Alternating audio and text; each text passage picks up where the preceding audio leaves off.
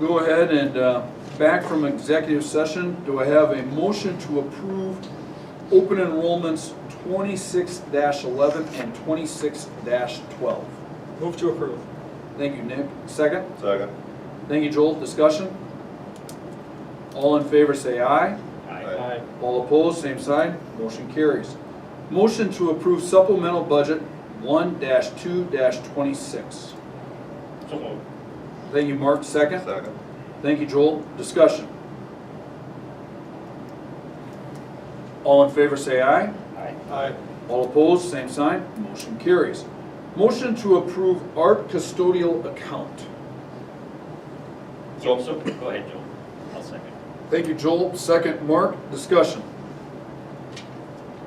Explain this one to me, please. It's a trust and agency account that's just the state changed the name to custodial account, so it's just like a basketball, football, that account. The art department has an account and they're like raising money for their trip and. Got it. Thank you. Any other questions? Conversation? All in favor say aye. Aye. All opposed, same sign. Motion carries. Motion to change the title director. So moved. Thank you, Joel. Second. Second. Thank you, Nick. Discussion?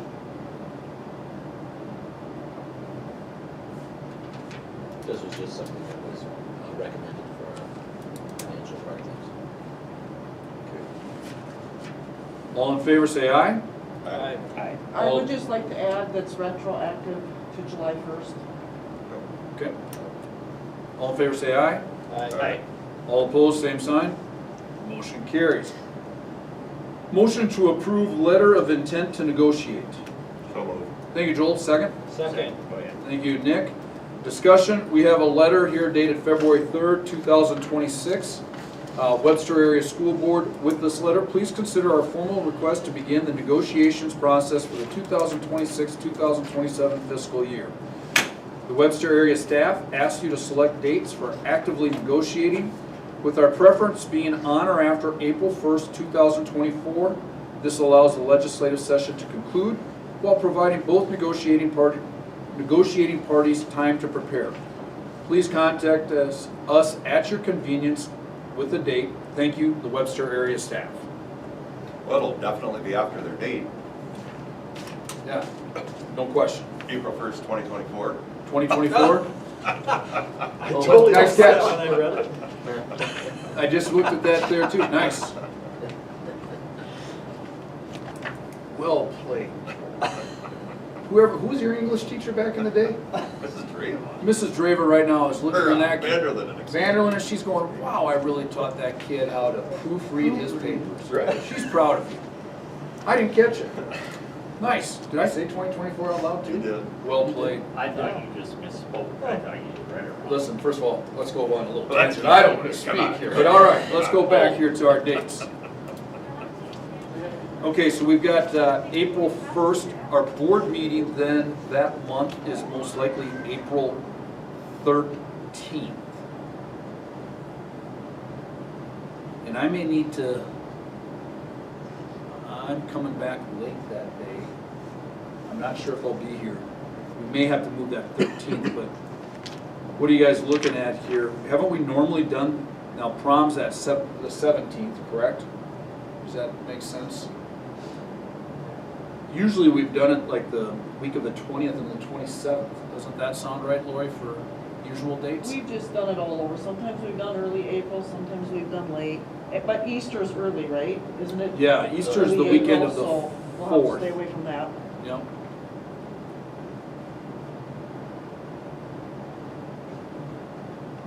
And then usually we have a meeting first. We do. I think we should look at,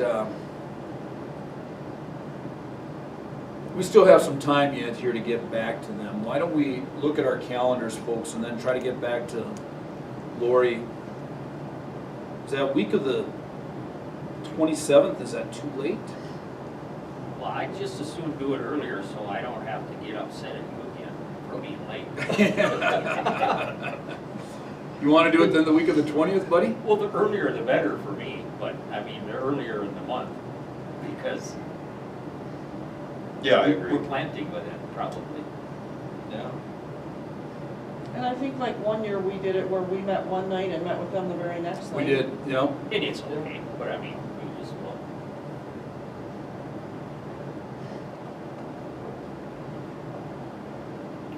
Do you wanna come up with a couple? Do we have tentative events going on? dates? what's that? No, 13th is good. The 20th is a K through 6 concert. So that's out.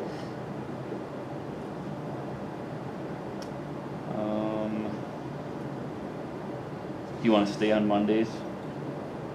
Well, that's gonna be part of the problem. I mean, Aaron's not here, and I know he needs Mondays.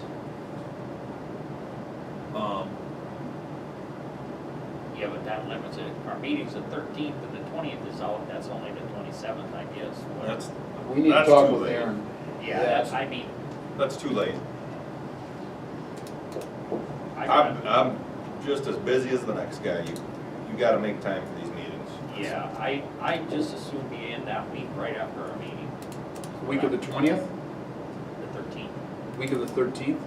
Well, listen, I mean, when does the legislative session end? Isn't it like March 9th? I mean, we could, I think we could be in March.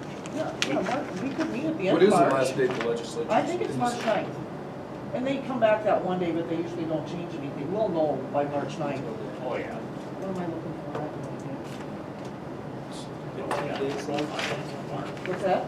There's like 15 days left. Well, March 9th is our next board meeting too, correct? Yes. Yep. Why don't we just table the date until March 9th, and then let's put our heads together. I can find out for sure what time I'm back on the 13th. I just know I'm out that day. And then I can get you a better answer. We could do it in March, there we got the 16th. Right. 3 Mondays. If we had to do it in April though, and then that Oh, would still move. yeah. Yeah.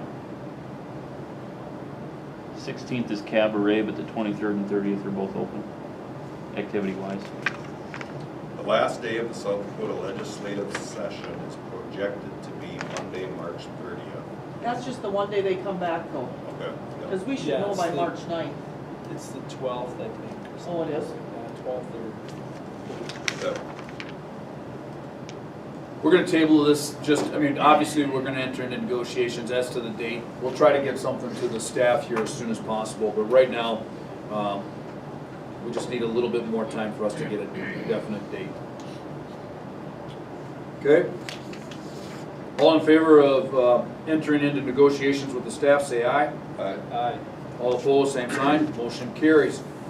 Motion to declare as surplus property. Old wrestling mats at no value. Old wrestling mats at no value. So moved. Thank you, Joel. Second. Again, Thank you, Mark. Discussion? I think we should just reach out and see if the wrestling club has any interest in them, and if they don't, should we see if Bristol has any interest in them, or? Bristol We does did. not. I did reach out to Kara. Okay, Yep. She wants kind of the newer style. sure. It's just easier.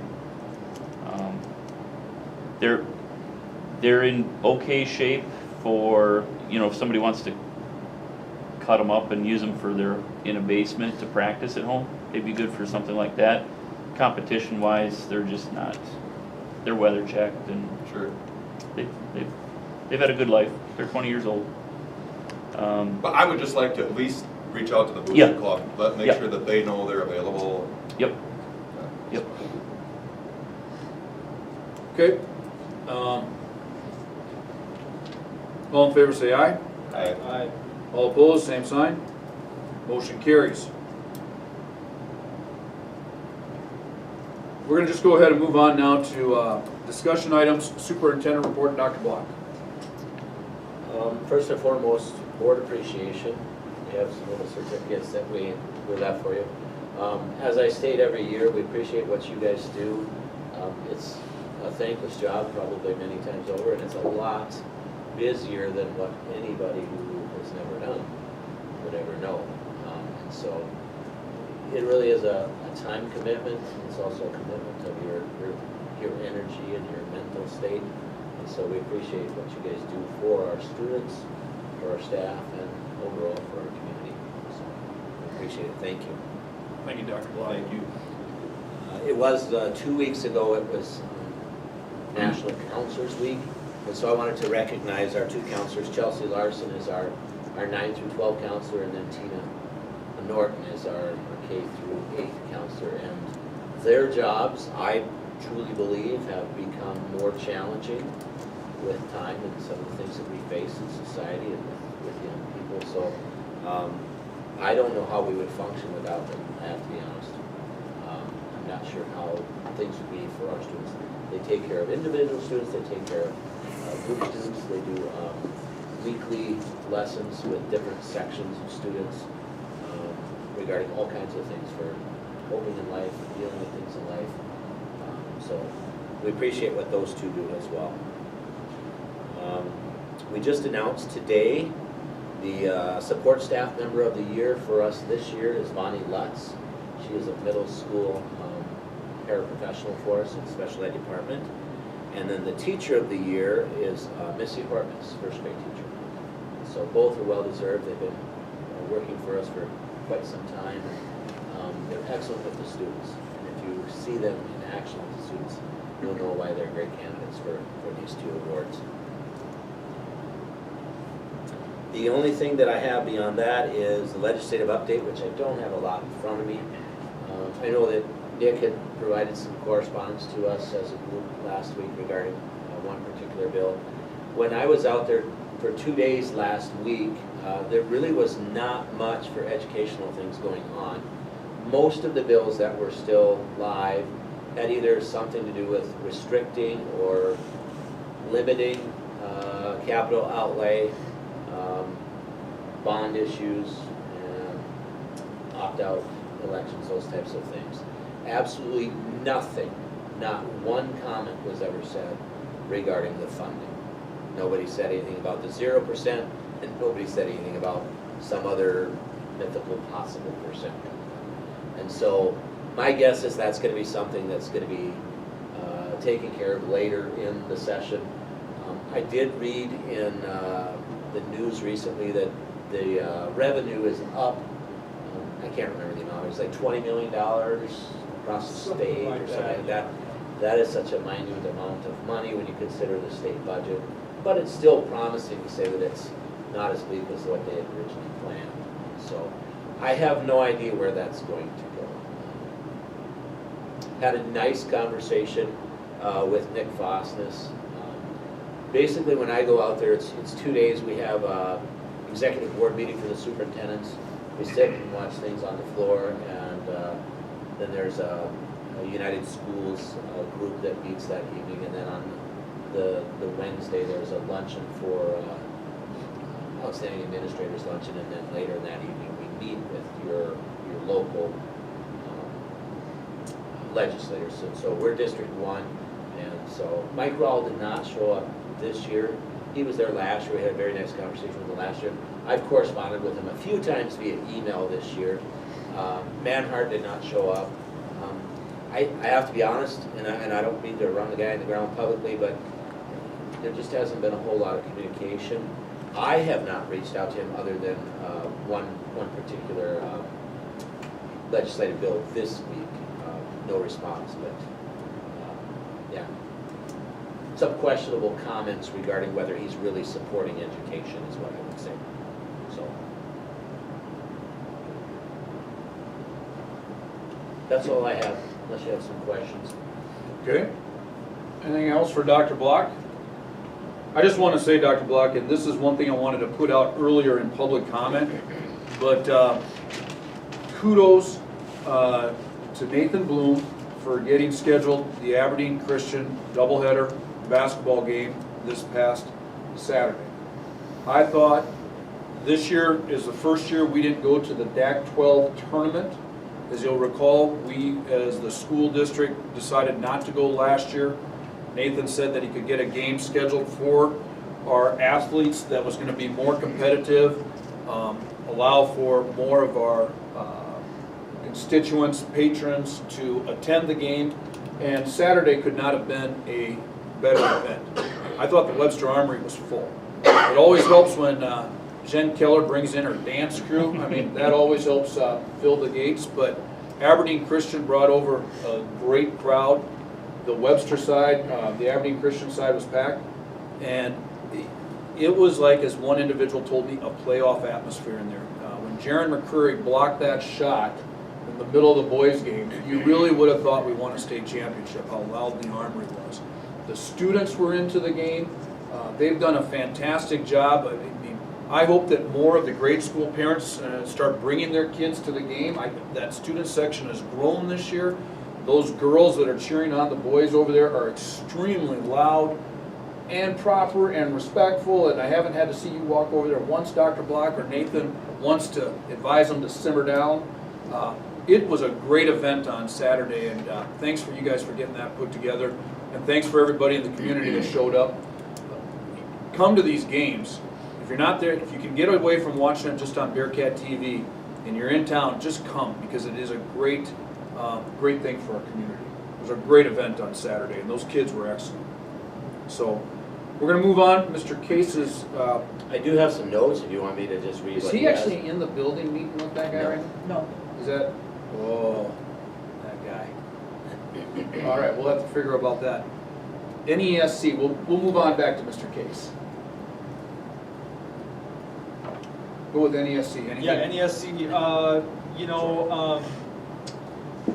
I guess one, there's some staffing changes, so they'll be looking at a new assistant director probably coming up here.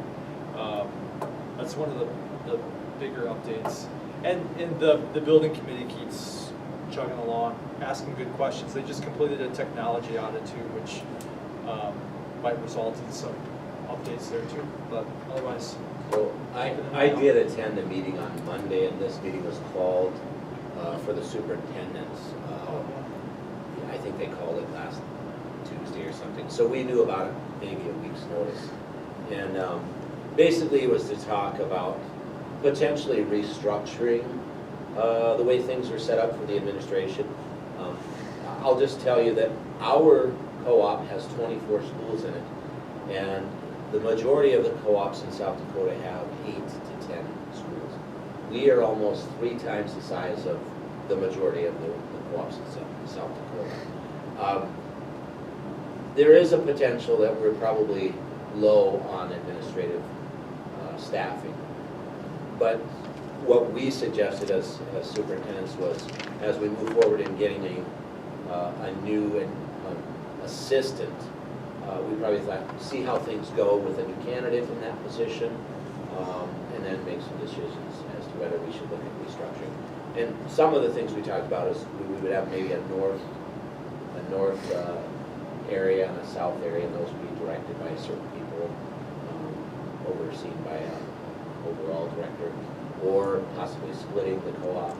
I'm not in favor of that from the initial part, because my experience with the co-op goes all the way back to Henry to the late 90s.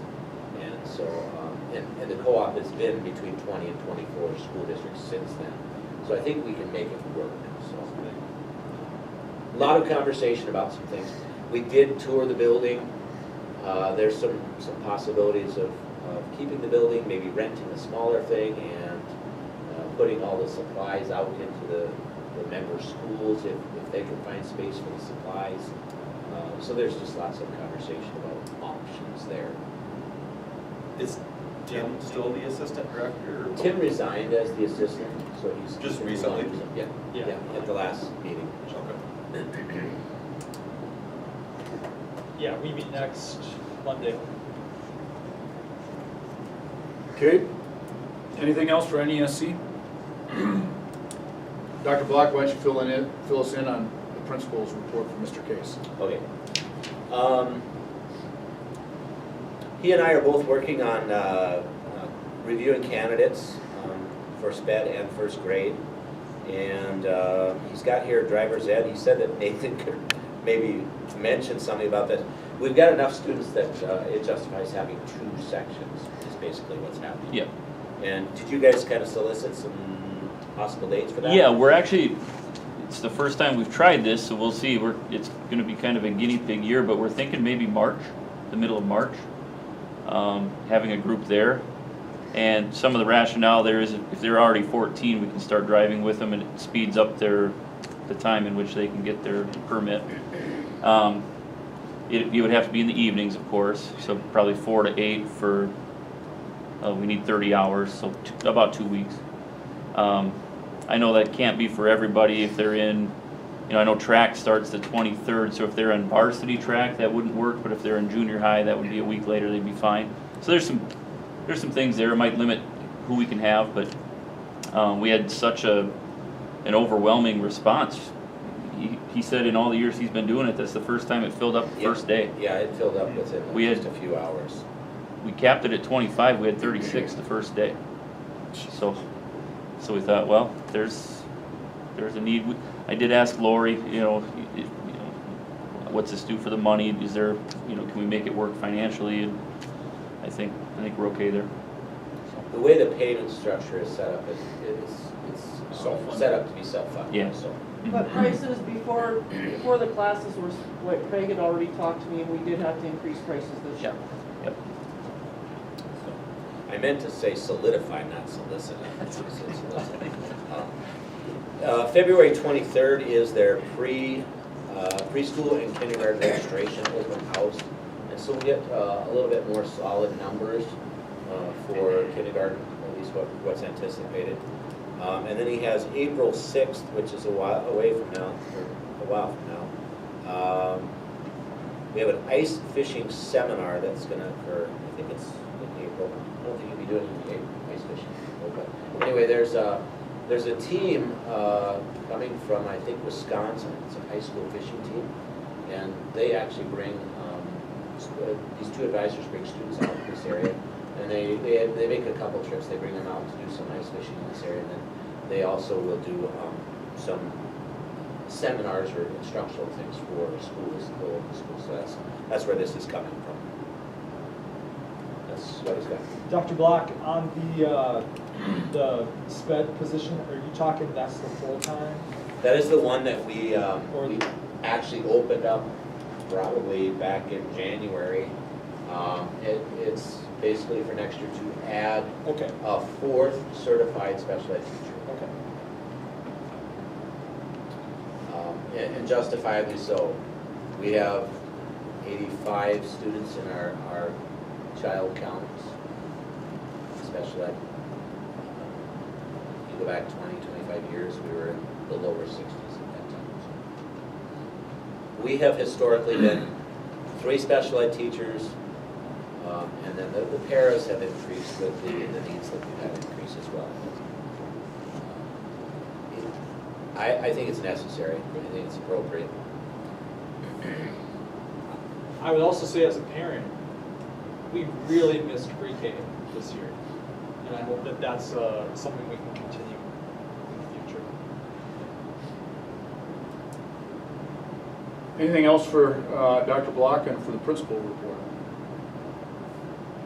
Well, with that being said, then the big news of tonight that unfortunately Mr. Case is not here, but Mr. Case graciously advised us here that he is announcing his retirement. Mr. Case is eligible for retirement, and he is going to retire at the end of this year. I just want to say on behalf of the board, thank you to Mr. Case. The number one compliment that I can give him is that he has done a phenomenal job by our students.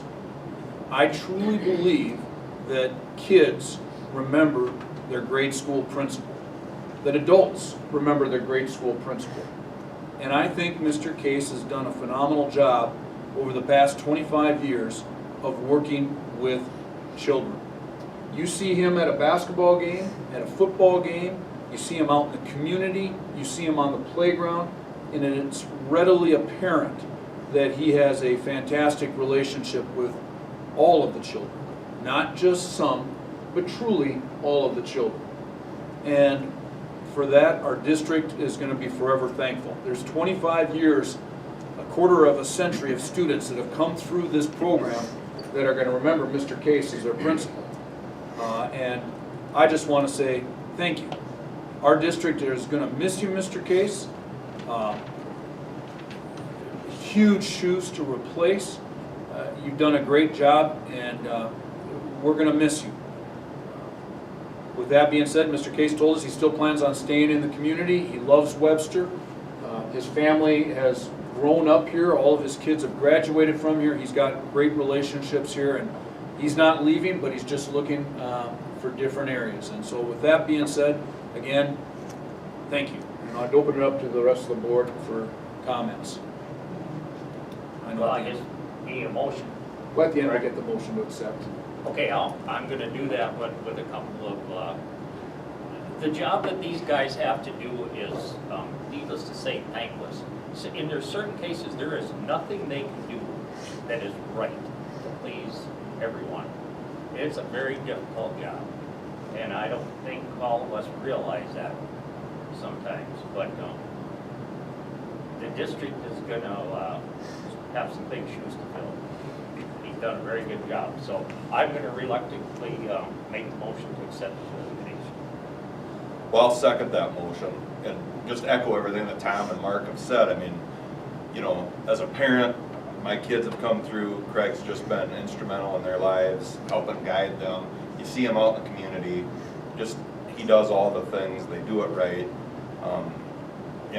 And it is a tough job. It's, you know, Craig's dealing with elementary age kids, and it can be hard down there, and I think those are gonna be big shoes to fill. I think that Craig has done a phenomenal job over the years navigating through all of the situations he's been in there, and like we talked about the back room, I certainly hope that the good memories outweigh the bad ones, you know, and he isn't leaving because of any issue. I mean, I shouldn't make it sound like that, but it's just it's a demanding job, and it's just come to a point where Craig wants to take the next step, and I encourage him and applaud him and thank him for all of his service. So. Nick, do you have anything you want to add? Yeah, just word of thanks and big congratulations. And one last person that we have to make sure we recognize that it goes without saying, Carmen's done an amazing job. You know, we can't forget that being the spouse of a school administrator is not necessarily an easy job.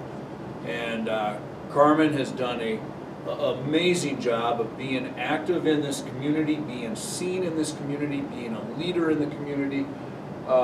Just done a fantastic thing. And so we know, Craig, that you're here, but you wouldn't be here without Carmen. And so we'd also like to thank Carmen and his kids, because I think sometimes it might be tough to be a kid of a principal growing up sometimes too in a small That's town. right. So with that being said, we had the motion by Mark, we had the second by Joel. Any other discussion? All in favor say aye. Aye. All opposed, same sign. Motion carries. Thank you again, Mr. Case, and we wish you the best. With that, we'll move on to buildings and grounds. I think it's primarily our insurance issue right now. Yeah, I don't isn't really it? have anything to update you on regarding the demolition. We did have a meeting last week, well, a week ago, Tuesday already. The doors that were originally purchased for the vestibules are usable in the spaces for the north doors for the gymnasium and the music room.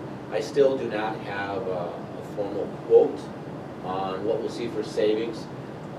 In our discussions, we felt that that west wall, I'm going to say west wall of the building, maybe the east wall when you face it, where the boiler room is, or used to be, we believe that it's necessary to have some sort of a finished product on that. And then when we're looking at the north wall of the precast, it's probably best to put something on there as well, simply because of the insulation factor. Plus there might be some unsightly, you know, even if you paint it, it might not look finished. And so because we're not sure how long it will be, if we decide to build something there in the future, it's probably best to finish it in a nice manner. So that's where they're kind of at with things. I'll get the quote and forward that to you folks for approval once we get it. Okay. The insurance issue, Lori, do you want to discuss that? It was included in our packet. I mean, the explanation that we received from our agent. I mean, I think, Lori, feel free to chime in if I'm missing anything that you think I should be mentioning here. I think, I mean, Kim gave us a lot of information there, so, you know, if there's something else you have questions, or, you know, I can certainly ask her to come to the next board meeting. I think I kind of opened this can of worms, and not a can of worms, but the conversation, and I'm not worried about what they offered us for a deduct. It's simple, it's square footage, cost per square foot, and a rate per thousand for insurance costs. So to me, that's kind of immaterial. I just thought there may potentially be an opportunity to raise our valuation for free and not have it affect the cost per thousand. And what I'm kind of getting from her explanation is that maybe school buildings and public infrastructure is a little bit different than private buildings and, you know, private entities. So I guess I kind of got my questions answered through this email. Might not be what I wanted to hear, but And I think like the paragraph right from the, not the bottom one, but the next one up regarding, I mean, it says, that's probably be a likely no.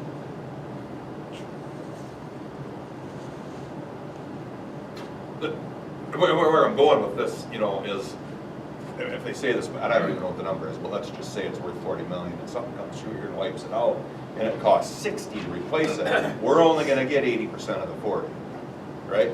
So that's where I looked, if there was an opportunity to raise the valuation without raising rates, you take that opportunity. I see what you were looking at, but I don't think there is that opportunity. But also, if we have a loss, it's gonna be a loss. We carry insurance to cover hopefully the greatest portion of it.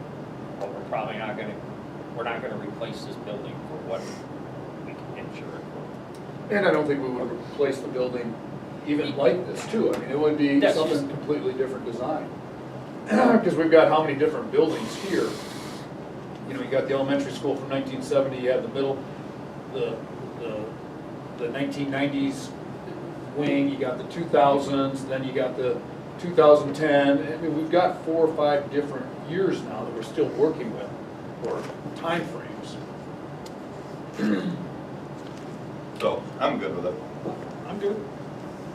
I mean, Joel, thanks for bringing it up. I mean, it's good to talk about. And I think from Ask the, the questions. yeah, I think from the district's perspective, this is a good conversation that we're having. I mean, we're trying to make sure that we're maximizing any advantages, any financial issues for the school, and we're making sure that we do our due diligence rather than just checking the block. And so I think it's good that you brought it up, Joel. I think it's a fantastic conversation to have.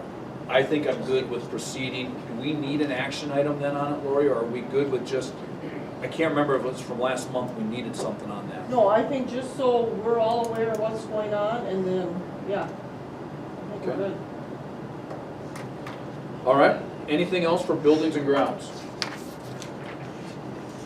Well, this is maybe a buildings and grounds or public comment, but you know, in our packet, we got our profile sheet. And I just thought we should just talk about that for a minute. You know, one of the things I was really encouraged to see is our ACT scores went up considerably this year, from a 19.7 last year to 22.9 this year. That's a good jump. And 24 students tested last year, 25 this year. So comparable amount of students testing, and for our scores to go up like that, I think that's a big deal. You know, our fund balances are down just a little bit. And then the big thing that we all get hit about in the community is our tax valuations. And our district valuation went from 798 million to 854 million, and 2%, or our agricultural ground went up 2%, while our owner occupied and other non-ag each went down 1%. So I thought that was interesting. The ag land holds 46% of our district's valuation.